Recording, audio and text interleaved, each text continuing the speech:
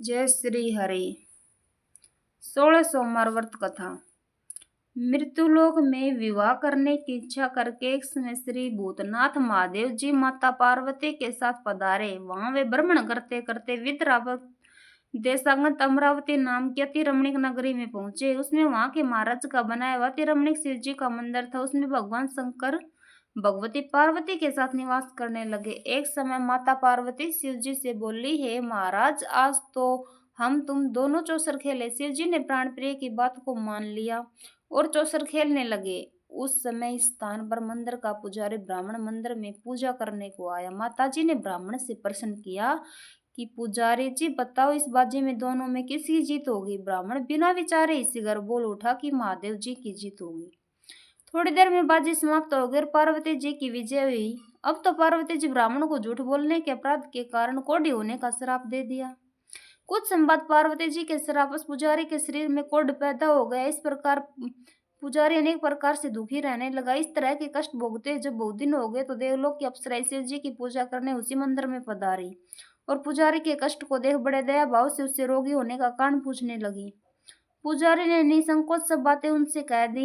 वे अप्सराएं बोली, हे पुजारी, अब तुम अधिक दुखी मत होना। भगवान शिव जी तुम्हारे कष्ट को दूर कर देंगे। तुम सब में श्रेष्ठ 16 सोमवार का व्रत भक्ति भाव से करो। तब पुजारी अप्सराओं से हाथ जोड़कर विनम्र भाव से 16 सोमवार व्रत विधि पूछने लगा। अप्सराएं बोली, जिस दिन सोमवार हो उस दिन भक्ति के साथ व्रत करे, स्वस्थ वस्त्र पहने, आधा सिर गेहूं का आटा ले, उसके 3 अंगा बनावे, घी गुड़ दीप नवेद पुंगी फल बेलपत्र जनेऊ जोड़ा चंदन अक्षत पुष्पादि के द्वारा प्रदोष काल में भगवान शंकर का विधि से पूजन करे। तत्पश्चात अंगों में से एक शिव जी को अर्पण करे, बाकी 2 को शिव जी का प्रसाद समझकर उपस्थित जनों में बांट दे और आप भी प्रसाद पावे। इस विधि से 16 सोमवार व्रत करे। तत्पश्चात 17वें सोमवार के दिन पावसेर पवित्र गेहूं के आटे की बाटी बनावे, तदनुसार घी गुड़ मिलाकर चूरमा बनावे और शिव जी का भोग लगाकर उपस्थित भक्तों में बांटे। पीछे आप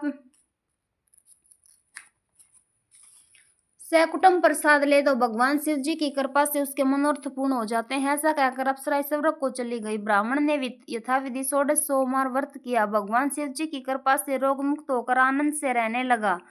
कुछ दिन बाद जब फिर शिव जी और पार्वती उस मंदिर में पधारे तब ब्राह्मण को निरोग देकर पार्वती ने ब्राह्मण से रोग मुक्त होने का कारण पूछा तो ब्राह्मण ने 16 सोमवार व्रत कथा कह सुनाई। तब तो पार्वती जी अति प्रसन्न होकर ब्राह्मण से व्रत की विधि पूछकर व्रत करने को तैयार हुई। व्रत करने के बाद उनकी मनोकामना पूर्ण हुई तथा उनके रूठे पुत्र भगवान कार्तिकेय स्वयं माता के आज्ञाकारी हुए। परंतु कार्तिकेय जी को अपने विचार परिवर्तन का रहस्य जानने की इच्छा हुई और माता से बोले, हे माता जी, आपने ऐसा कौन सा उपाय किया जिससे मेरा मन आपकी ओर आकर्षित हुआ। तब पार्वती जी ने वह 16 सोमवार व्रत कथा उनको सुनाई।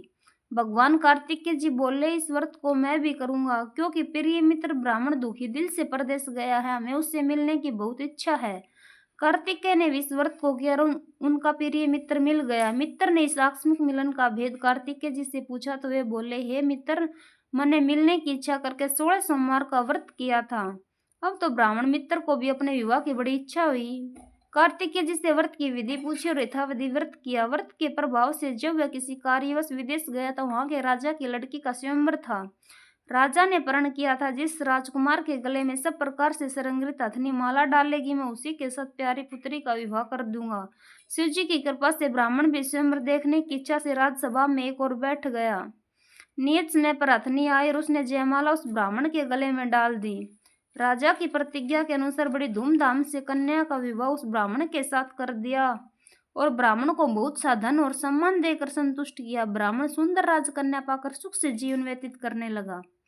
एक दिन राजकन्या ने अपने पति से प्रश्न किया, हे प्राणनाथ, आपने ऐसा कौन सा भारी पुण्य किया जिसके प्रभाव से अथनी ने सब राजकुमारों को छोड़कर आपको वरण किया। ब्राह्मण बोला, हे प्राण प्रिय, मैंने अपने मित्र कार्तिकेय जी की कथानुसार 16 सोमवार का व्रत किया था, जिसके प्रभाव से मुझे तुम जैसी स्वरूपवान लक्ष्मी की प्राप्ति हुई। व्रत की महिमा को सुनकर राजकन्या को बड़े आश्चर्य और वह भी व्रत की कामना करके व्रत करने लगी।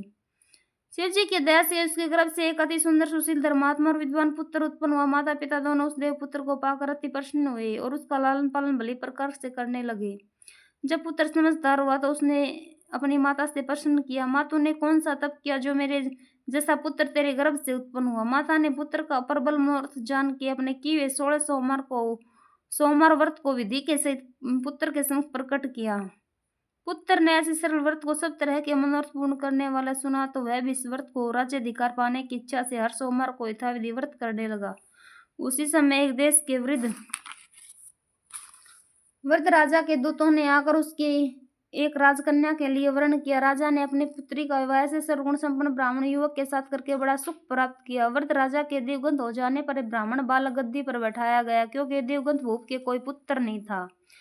राज्य का अधिकारी होकर भी ब्राह्मण पुत्र अपने 16 सोमवार के व्रत को करता रहा। जब 17वां सोमवार आए तो विप्र पुत्र ने अपनी प्रीतमा से सब पूजन सामग्री लेकर शिवालय में चलने के लिए कहा, परंतु प्रीतमा ने उसकी आज्ञा की परवाह नहीं की। दास दासियों द्वारा सब सामग्री शिवालय भिजवा दी और आप नहीं गई। जब राजा ने शिव जी का पूजन समाप्त किया तब एक आकाशवाणी राजा के प्रति हुई। राजा ने सुना, हे राजा, अपनी इस रानी को राजमहल से निकाल दे, नहीं तो तेरा सर्वनाश कर देगी। वाणी को सुनकर राजा के आश्चर्य का ठिकाना नहीं रहा। तत्काल ही मंत्रागृह में आकर अपने सभासदों को बुलाकर पूछने लगा, हे मंत्रियों, मुझे आज शिव जी की वाणी हुई है, राजा तू अपनी इस रानी को निकाल दे, नहीं तो तेरा सर्वनाश कर देगी। मंत्री आदि सब बड़े विस्मय और दुख में डूब गए, क्योंकि जिस कन्या के कारण राज मिला, राजा उसी को निकालने का जाल रचता है, कैसे हो सकेगा। अंत में राजा ने उसे यहाँ से निकाल दिया। रानी दुखी हृदय से भाग्य को कोसती हुई नगर के बाहर हुई, बिना पत्राण, फटे वस्त्र पहने, भूख से दुखी, धीरे धीरे चलकर एक नगर में पहुंचती। वहां एक बुढ़िया सूत काट कर बेचने को जाती थी। रानी की करुण दशा देख बोली, चल तू मेरा सूत बिकवा दे। ऐसी बात बुढ़िया की सुन रानी ने बुढ़िया के सर से सूत की गठड़ी उतार अपने सर पर रखी। थोड़ी देर में आंधी आई और बुढ़िया का सूत पोटले के से टूट गया। बेचारी बुढ़िया पछताती रह गई और रानी को अपने साथ से दूर रहने को कह दिया। अब रानी एक तेली के घर में गई तो तेली के सब मटके शिव जी के प्रकोप के कारण चटक गए। ऐसी दशा देख तेली ने रानी को अपने घर से निकाल दिया। इस प्रकार रानी अत्यंत दुख पाती हुई श्रीता के तट पर गई तो श्रीता का समस्त जल सूख गया। तत्पश्चात रानी एक वन में गई। वहां जाकर सरोवर से में सीढ़ी से उतर पानी पीने को गई। उसके हाथ से जल स्पर्श होते सरोवर का जल असंख्य में केड़ा में गंदा हो गया। रानी ने भाग्य पर दोषारोपण करते हुए उस जल को पान करके पेड़ की शीतल छाया में विश्राम करना चाहे। रानी जिस पेड़ के नीचे जाती उस पेड़ के पत्ते तत्काल ही गिरते गए। वन सरोवर जल की ऐसी दशा देख गौ चराते ग्वालों ने अपने गोसाई जी से, जो उस जंगल में स्थित मंदिर में पुजारी थे, कही। गोसाई जी के आदेशानुसार ग्वाले रानी को पकड़कर गोसाई के पास ले गए। रानी की मुख कांति और शरीर शोभा देख गोसाई जान गए अवश्य ही कोई विधि की गति की मारी कुलीन अबला है। पुजारी ने रानी से कहा कि पुत्री, तुम मेरे आश्रम में रहो, मैं तुमको किसी प्रकार का कष्ट नहीं होने दूंगा। गोसाई कैसे वचन सुनकर रानी को धीरज हुआ और वह आश्रम में रहने लगी। परंतु आश्रम में रानी जो भोजन बनाती उसमें कीड़े पड़ जाते, जल भर के लाए उसमें कीड़े पड़ जाते। अब तो गोसाई जी भी दुखी हुए। रानी से बोले, हे बेटी, तेरे पे कौन से देवता का कोप है जिससे तेरी ऐसी दशा है। पुजारी की बात सुन रानी ने शिव जी की पूजा करने से न जाने की कथा सुनाई। तो पुजारी ने शिव जी महाराज की अनेक प्रकार से स्तुति करते हुए रानी के प्रति बोले, पुत्री, तुम सब प्रकार के मनोरथों को पूर्ण करने वाले 16 सोमवार का व्रत को करो, उसके प्रभाव से अपने कष्ट से मुक्त हो सकोगी। गोसाई की बात सुनकर रानी ने 16 सोमवार का व्रत को विधिवत संपन्न किया और 17वें सोमवार को पूजन के प्रभाव से राजा के हृदय में विचार उत्पन्न हुआ। रानी को गए बहुत समय व्यतीत हो गया, न जाने कहाँ कहाँ भटकती होगी, ढूंढना चाहिए। ये सोच रानी को तलाश करने चारों दिशाओं में दूत भेजे। वे तलाश करते पुजारी के आश्रम में रानी को पाकर पुजारी से रानी को मांगने लगे, परंतु पुजारी ने उनसे मना कर दिया। तो दूत चुपचाप लौटे और आकर महाराज के सम्मुख रानी का पता बतलाने लगे। रानी का पता पाकर राजा स्वयं पुजारी के आश्रम में गए और पुजारी से प्रार्थना करने लगे कि महाराज, जो देवी आपके आश्रम में रहती मेरी पत्नी है, शिव जी के कोप से मैंने इसको त्याग दिया था। अब इस पर शिव का प्रकोप शांत हो गया, इसलिए मैं इसे लिवाने आया हूँ। आप इसे मेरे साथ चलने की आज्ञा दे दीजिए। गोसाई जी ने राजा के वचन को सत्य समझकर रानी को राजा के साथ जाने की आज्ञा दे दी। गोसाई की आज्ञा पाकर रानी प्रसन्न होकर राजा के महल आई। नगर में अनेक प्रकार के बधावे बजने लगे। नगर निवासियों ने नगर के दरवाजे पर तोरण बंदनावरों से विधि विधि से नगर सजाया। घर घर में मंगल गान होने लगे। पंडितों ने विधि वेद मंत्रों का उच्चारण करके अपनी राजरानी का आह्वान किया। ऐसी अवस्था में रानी ने पुनः अपनी राजधानी में प्रवेश किया। महाराज ने अनेक तरह से ब्राह्मणों को दान आदि देकर संतुष्ट किया। याचकों को धन धान्य दिया, नगरी में स्थान स्थान पर सदाव्रत खुलवाए, जहाँ भूखों को खाने को मिलता था। इस प्रकार से राजा शिव जी की कृपा का पात्र और राजधानी में रानी के साथ अनेक तरह के सुखों का भोग करते सोमवार व्रत करने लगे। विधिवत शिव पूजन करते हुए लोक में अनेकानेक सुखों को भोगने के पश्चात शिवपुरी को पधारे। ऐसे जो मनुष्य मनसा वाचा कर्मणा द्वारा भक्ति से सोमवार का व्रत पूजन इत्यादि विधिवत करता है, वैसे लोग में सब सुखों को भोग अंत में शिवपुरी को प्राप्त होता है। यह व्रत सब मनोरथों को पूर्ण करने वाला है। शिव शंकर भगवान की आरती। ओम जय शिव ओमकारा, भज शिव ओमकारा, एकानन चतुरानन पंचानन राजय, हंसासन गरुड़ासन वर्षावन साजय।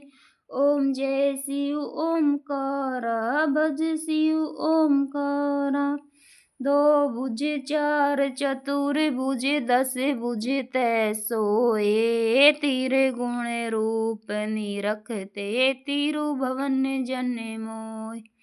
अक्षमाला वनमाला मुंडमाला धारी, तीर प्रारी कनसारी करमाला धारी।